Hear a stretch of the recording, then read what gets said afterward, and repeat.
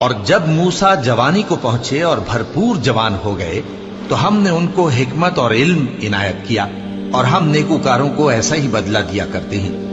اور وہ ایسے وقت شہر میں داخل ہوئے کہ وہاں کے باشندے بے خبر ہو رہے تھے، تو دیکھا کہ وہاں دو شخص لڑ رہے تھے، ایک تو موسیٰ کی قوم کا ہے اور دوسرا ان کے دشمنوں میں سے۔ تو جو شخص ان کی قوم میں سے تھا اس نے دوسرے شخص کے مقابلے میں جو موسیٰ کے دشمنوں میں سے تھا مدد طلب کی، تو موسیٰ نے اس کو مکہ مارا اور اس کا کام تمام کر دیا۔ کہنے لگے کہ یہ تو شیطانی کام ہوا، بے شک وہ انسان کا دشمن ہے، کھلا بہکانے والا ہے۔ بولے کہ اے پروردگار، میں نے اپنے آپ پر ظلم کیا، سو تو مجھے بخش دے، تو اللہ نے ان کو بخش دیا، بے شک وہ بخشنے والا ہے، مہربان ہے۔ کہنے لگے کہ اے پروردگار، تو نے جو مجھ پر مہربانی فرمائی ہے تو میں بھی آئندہ کبھی گناہگاروں کا مددگار نہ بنوں گا۔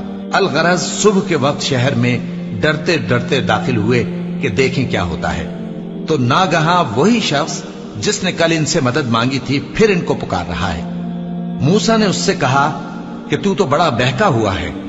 پھر جب موسیٰ نے ارادہ کیا کہ اس شخص کو جو ان دونوں کا دشمن تھا پکڑ لیں، تو وہ بول اٹھا کہ جس طرح تم نے کل ایک شخص کو مار ڈالا تھا اسی طرح چاہتے ہو کہ تم مجھے بھی مار ڈالو۔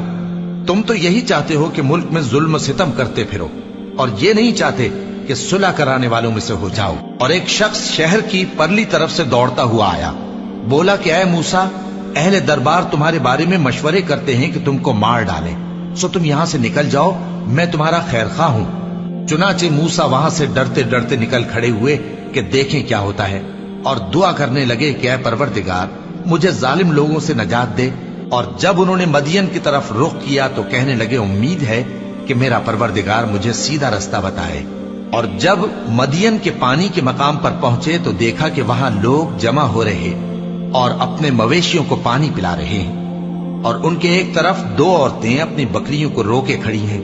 موسیٰ نے ان سے کہا تمہارا کیا کام ہے؟ وہ بولی کہ جب تک چرواہے اپنے جانوروں کو لے نہ جائیں ہم پانی نہیں پلا سکتے، اور ہمارے والد بڑی عمر کے بوڑھے ہیں۔ تو موسیٰ نے ان کے لیے بکریوں کو پانی پلا دیا، پھر سائے کی طرف چلے گئے اور کہنے لگے کہ پروردگار، میں اس کا محتاج ہوں کہ تو مجھ پر اپنی نعمت نازل فرمائے۔